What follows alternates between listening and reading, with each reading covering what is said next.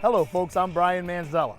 Harris English won his second PGA Tour title by capturing the OHL Classic. I'm going to show you a couple of moves he makes, specifically with his lower body, to help him hit it as long and straight as he does, that I think if you can incorporate it to your golf swing, you're going to be thrilled with the results. A good way to look at what Harris English does with his hips in the golf swing is if we draw a line right here to the outside of my left hip. You could use an alignment rod or maybe even a chair if you were going to practice at home. And what he does, if you look at my little finger right here, is when he makes a backswing, he gets some space between where that hip was at address and where it is at the top of the swing. That's going to require you to step to the right.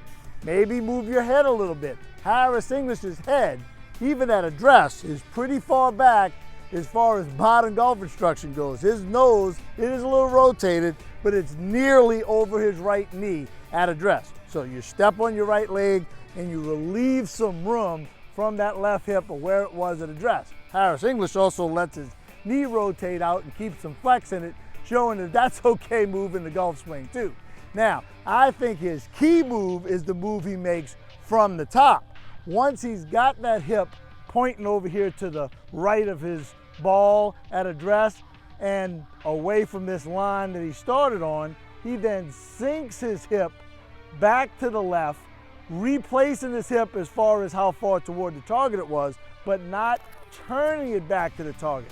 This little move, little push off from the right foot, puts him in a position when he squares, he's further forward than he was, which is a really good idea, folks, because he then gets his zipper forward of that line that was just on the outside of his hips at impact, and his nose is still well behind the ball. That's that professional impact position you see all the great players do. One more thing he does that I think you should really try to incorporate.